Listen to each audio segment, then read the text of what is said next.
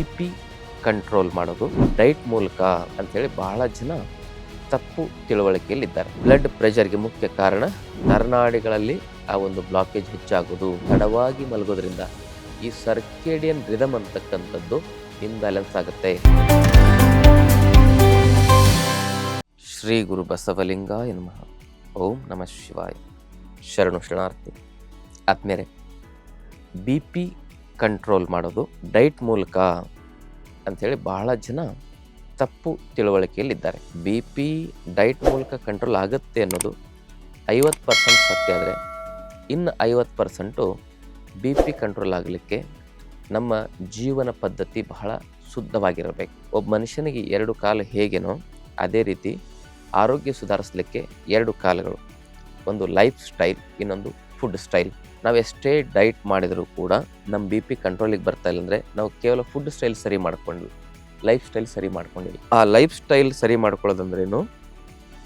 ಸರಿಯಾದ ಸಮಯಕ್ಕೆ ಆಹಾರ ಸೇವನೆ ಮಾಡೋದು. ಸರಿಯಾದ ಆಹಾರ ಸೇವನೆ ಮಾಡೋದು ಎಷ್ಟು ಮುಖ್ಯನೋ ಸರಿಯಾದ ಸಮಯಕ್ಕೆ ಆಹಾರ ಸೇವನೆ ಮಾಡೋದು ಅಷ್ಟೇ ಮುಖ್ಯ. ಇದರಿಂದ ನಮ್ಮಲ್ಲಿ ಏನಾಗುತ್ತೆ, ಸರಿಯಾದ ಸಮಯಕ್ಕೆ ಆಹಾರ ಸೇವನೆ ಮಾಡೋದಿರೋದ್ರಿಂದ ಅಕಾಲಿಕ ಭೋಜನ, ಅಕಾಲಿಕ ಶಯನ, ಅಪಮೃತ್ಯುವಿಗೆ ಕಾರಣ ಅಂಥೇಳಿ ಆಯುರ್ವೇದ ಶಾಸ್ತ್ರದಲ್ಲಿ ಹೇಳ್ತಾರೆ. ಅಂದರೆ ಸಮಯ ತಪ್ಪಿ ಆಹಾರ, ಸಮಯ ತಪ್ಪಿ ನಿದ್ರೆ ಮಾಡೋದು ಸರ್ವ ರೋಗಗಳಿಗೂ ಮೂಲ ಕಾರಣ. ಅದರಲ್ಲೂ BPಗೆ ಅದು ಮುಖ್ಯ ಕಾರಣ ಅಂತ ಹೇಳ್ಬೋದು. ಅದು ಹೇಗೆ ಅಂತಕ್ಕಂಥದ್ದನ್ನು ನೋಡೋಣ. ಸಮಯ ತಪ್ಪಿ ಆಹಾರ ಸೇವನೆ ಮಾಡೋದ್ರಿಂದ ನಮ್ಮ ಶರೀರದ pH ವ್ಯಾಲ್ಯೂ ಇಂಬ್ಯಾಲೆನ್ಸ್ ಆಗುತ್ತೆ. pH ವ್ಯಾಲ್ಯೂ ಇಂಬ್ಯಾಲೆನ್ಸ್ ಆಗೋದ್ರಿಂದ ಶರೀರ ಹೆಚ್ಚು ಆ್ಯಸಿಡಿಕ್ ಆಗುತ್ತೆ.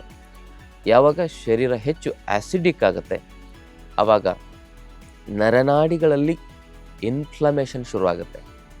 ಯಾವಾಗ ಇನ್ಫ್ಲಮೇಷನ್ ಹೆಚ್ಚಾಗುತ್ತೆ ಆವಾಗ ನಮ್ಮ ನರನಾಡಿಗಳ ಬ್ಲಾಕೇಜಸ್ಗಳು ಹೆಚ್ಚಾಗಿ ಅಲ್ಲಿ ರಕ್ತ ಸಂಚಾರಕ್ಕೆ ಒಂದು ಜಾಗ ಸರಿಯಾಗಿ ಅವಕಾಶ ಸಿಗದೇ ಇದ್ದಾಗ, ಆ ಜಾಗ ಚಿಕ್ಕದಾದಾಗ ಅಲ್ಲಿ ರಕ್ತ ವೇಗವಾಗಿ ಚಿಮ್ಮುತ್ತೆ. ಅದನ್ನೇ ರಕ್ತದ ಒತ್ತಡಗಳು ಅಂತ ಕರೀತಾರೆ. ಈ ಬ್ಲಡ್ ಪ್ರೆಷರ್ಗೆ ಮುಖ್ಯ ಕಾರಣ ನರನಾಡಿಗಳಲ್ಲಿ ಆ ಒಂದು ಬ್ಲಾಕೇಜ್ ಹೆಚ್ಚಾಗೋದು, ಆಮೇಲೆ ಅಲ್ಲಿ ಇನ್ಫ್ಲಮೇಷನ್ ಅಂದರೆ ಉರಿಯೂತ ಕಾಣಿಸ್ಕೊಳ್ಳೋದು.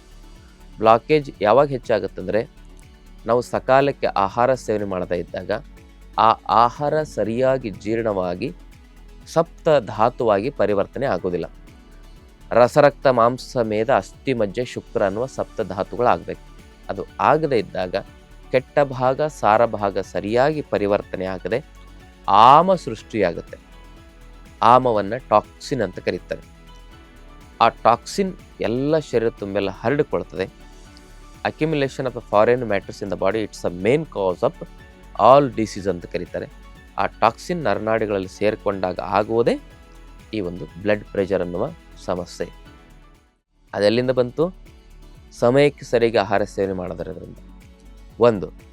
ಇನ್ನು ಎರಡನೇದು ಲೈಫ್ ಸ್ಟೈಲಲ್ಲಿ ಮತ್ತೊಂದು ಏನಂತ ಹೇಳಿದ್ರೆ ಸಮಯಕ್ಕೆ ಸರಿಯಾಗಿ ನಿದ್ರೆ ಮಾಡದಿರೋದು. ಸರ್ಕೇಡಿಯನ್ ರಿದಮ್ ಅಂತ ಶರೀರದಲ್ಲಿ ಇರ್ತದೆ. ನಾವು ತಿಳ್ಕೊಂಡಿರ್ತೇವೆ ಹಾರ್ಟು ರಕ್ತವನ್ನು ಪಂಪ್ ಮಾಡುತ್ತೆ ಅಂತೇಳಿ. Heart cannot pump the blood. ಹೃದಯಕ್ಕೆ ಬೇಕಾಗಿರುವ ಹಾರ್ಸ್ ಪವರು ತುಂಬ ಜಾಸ್ತಿ. ಅಷ್ಟೊಂದು ಹಾರ್ಸ್ ಪವರ್ ಅಂತೇಳಿ HP ಅಂತ ಕರೀತಾರಲ್ಲ, ರಕ್ತದ ಎಲ್ಲ ಒಂದು ನರನಾಡಿಗಳಲ್ಲೂ ಕೂಡ ರಕ್ತ ಚಿಮ್ಮಬೇಕಂದ್ರೆ ಅಷ್ಟು ಫೋರ್ಸ್ಫುಲ್ಲಾಗಿ ಆ ರಕ್ತವನ್ನು ಪಂಪ್ ಮಾಡೋಷ್ಟು ಹೃದಯಕ್ಕೆ ಶಕ್ತಿ ಇಲ್ಲ. ಹಾಗೆ ಹೃದಯ ಹೇಗೆ ಬಡಿತದೆ? ನಮ್ಮ ಇಡೀ ಜೀವಕೋಶಗಳ ಕ್ರಿಯಾಶಕ್ತಿಯಿಂದ ಹೃದಯ ಏನಾಗುತ್ತೆ, ಚಲಿಸುತ್ತೆ. ಅದು heart suck the blood and release the blood ಅಂತ ನಾವು ತಿಳ್ಕೊಬೇಕು. ಅಂದರೆ ರಕ್ತವನ್ನು ಎಳಿತದೆ ಮತ್ತು ಬಿಡುತ್ತದೆ, ಎಳಿತದೆ ಬಿಡುತ್ತದೆ, ಎಳಿತದೆ ಬಿಡುತ್ತದೆ ಅಷ್ಟೇ. ಅದು ಎಷ್ಟು ವೇಗವಾಗಿ ಪಂಪ್ ಮಾಡುತ್ತೆ ಅಂತಕ್ಕಂಥದ್ದನ್ನು ನಾವು ಸರಿಯಾಗಿ ತಿಳ್ಕೊಬೇಕಂತ ಹೇಳಿದ್ರೆ ನಮ್ಮ ಜೀವಶಕ್ತಿಯ ಆ ಒಂದು ಸರ್ಕೇಡಿಯನ್ ರಿದಮ್ ಅಂತೇನಿದೆ, ಸರ್ಕೇಡಿಯನ್ ರಿದಮ್ ಅದು ಅದಕ್ಕೆ ಹೇಗೆ ಸಹಾಯ ಮಾಡುತ್ತೆ ಅಂತ ತಿಳ್ಕೊಳ್ಳೋದು ತುಂಬ ದೊಡ್ಡ ಸೈನ್ಸ್ ಇದೆ. ಅದು ಆ ಸರ್ಕೇಡಿಯನ್ ರಿದಮ್ ಮೂಲಕನೇ ನಮ್ಮ ಹಾರ್ಟು HRV ಅಂತ ಕರೀತಾರೆ, ಹಾರ್ಟ್ ರೇಟ್ ವೇರಿಯಬಿಲಿಟಿ, ಅದರ ವ್ಯತ್ಯಾಸಗಳು, ಅದರ ಒಂದು ಕೆಲಸಗಳು, ಫಂಕ್ಷನ್ಸ್ಗಳು ನಡೀತಾ ಇರ್ತವೆ ಹೊರತು ಹಾರ್ಟು ತನ್ನ ಶಕ್ತಿಯಿಂದನೇ ಎಲ್ಲ ರಕ್ತವನ್ನು ಚಿಮ್ಮಲಿಕ್ಕೆ ಸಾಧ್ಯ ಇಲ್ಲ. ಅದಕ್ಕೆ ರಾತ್ರಿ ತಡವಾಗಿ ಮಲಗೋದ್ರಿಂದ ಈ ಸರ್ಕೇಡಿಯನ್ ರಿದಮ್ ಅಂತಕ್ಕಂಥದ್ದು ಇಂಬ್ಯಾಲೆನ್ಸ್ ಆಗುತ್ತೆ. ಆವಾಗ ಶರೀರದಲ್ಲಿ ರಕ್ತ ಸಂಚಾರದ ಒತ್ತಡಗಳು ಹೆಚ್ಚಾಗ್ತವೆ. ಸರ್ಕೇಡಿಯನ್ ರಿದಮಲ್ಲಿ ಒತ್ತಡಗಳು ಉಂಟಾದಾಗ ಅದು ರಕ್ತ ಸಂಚಾರದಲ್ಲಿ ಒತ್ತಡಗಳನ್ನು ಹೆಚ್ಚಿಗೆ ಮಾಡುತ್ತೆ, ಮಾನಸಿಕ ಒತ್ತಡಗಳನ್ನು ಹೆಚ್ಚಿಗೆ ಮಾಡುತ್ತೆ. ಸ್ಟ್ರೆಸ್ಸು ಮತ್ತು ಆ ಒಂದು ನಿದ್ರಾಹೀನತೆಯೇ ಬಿ ಪಿ ಸಮಸ್ಯೆಗೆ ಮುಖ್ಯ ಕಾರಣ ಆಗ್ತವೆ. ಅದಕ್ಕೆ 8 ತಾಸು ಮಲಗಿದರೆ ಮಾತ್ರ ನಿದ್ರಾಹೀನತೆಗೆ ಪರಿಹಾರ. 8 ತಾಸು ಮಲಗೋದಂದ್ರೆ ಏನು? ರಾತ್ರಿ 12 ಗಂಟೆಗೆ ಮಲಗಿ 12 ಗಂಟೆಯಿಂದ 8 ತಾಸು ಮಲಗೋದಲ್ಲ, ಬೆಳಗ್ಗೆ 8 ಗಂಟೆವರೆಗೂ ಮಲಗೋದಲ್ಲ. 8 ತಾಸು ಮಲಗೋದಂದರೆ ಸರಿಯಾದ ಸಮಯಕ್ಕೆ 8 ತಾಸು ಮಲಗೋದು. ರಾತ್ರಿ 9 ಗಂಟೆ ಒಳಗಡೆ ಮಲಗಬೇಕು, ಬೆಳಗ್ಗೆ 5 ಗಂಟೆ ಒಳಗಡೆ ಏಳಬೇಕು. ಸರಿಯಾದ ಸಮಯಕ್ಕೆ ಮಲಗಿ 8 ತಾಸು ಮಲಗೋದು ಬಹಳ ಮುಖ್ಯ. 7 ಗಂಟೆ ಒಳಗಡೆ ಆಹಾರ ಸೇವನೆ ಮಾಡಿರಬೇಕು. ಇದು ಲೈಫ್ ಸ್ಟೈಲ್. 7 ಗಂಟೆ ಮೇಲೆ ಆಹಾರ ಸೇವನೆ ಮಾಡಿದ್ರೆ ನಿದ್ದೆ ಬರಲ್ಲ ಸರಿಯಾಗಿ. ರಾತ್ರಿ ಮೊಬೈಲ್ TV ನೋಡೋದ್ರಿಂದ ಸರಿಯಾಗಿ ನಿದ್ದೆ ಬರಲ್ಲ. ಇದರಿಂದನೇ ರಕ್ತದಲ್ಲಿ ಒತ್ತಡಗಳು ಹೆಚ್ಚಿಗೆ ಆಗ್ತವೆ. ಇದು ನಮ್ಮ ಶರೀರದಲ್ಲಿರ್ತಕ್ಕಂಥ ಎಂಡೋಕ್ರೈನ್ ಸಿಸ್ಟಮಿನ ಎಲ್ಲ ಸೆಕ್ರೇಷನ್ಗಳನ್ನು ಕೂಡ ಹದಗೆಡಿಸುತ್ತೆ. ಯಾವಾಗ ಹಾರ್ಮೋನ್ಸ್ಗಳ ಫಂಕ್ಷನ್ ಹದಗೆಡುತ್ತೆ, ಆಮೇಲೆ ನಮ್ಮ ವೇಗಸ್ ನಾಡಿಯಲ್ಲಿ ಶಕ್ತಿ ಕಮ್ಮಿ ಆಗುತ್ತೆ. ಆ ವೇಗಸ್ ನಾಡಿ ಅಂದರೆ ಮುಖ್ಯವಾಗಿ ಎಲ್ಲ ನಮ್ಮ ವೈಟಲ್ ಆರ್ಗನ್ಸ್ಗಳಿಗೆ ಕನೆಕ್ಟ್ ಆಗಿರ್ತದೆ. ಅದು brain, lungs, heart, liver, kidney ಇವೆಲ್ಲದಕ್ಕೂ ಕನೆಕ್ಟ್ ಆಗಿರ್ತಕ್ಕಂಥ ಒಂದು ವೇಗಸ್ ನಾಡಿಯಲ್ಲೂ ಕೂಡ ಒತ್ತಡಗಳು ಹೆಚ್ಚಿಗೆ ಆದಾಗ ಬಿ ಪಿ ಹೆಚ್ಚಿಗೆ ಆಗುತ್ತೆ. ಅದಕ್ಕೆ ನೀವು ಸರಿಯಾದ ಸಮಯಕ್ಕೆ ಮಲಗಿ ಸರಿಯಾದ ಸಮಯಕ್ಕೆ ಏಳಬೇಕು.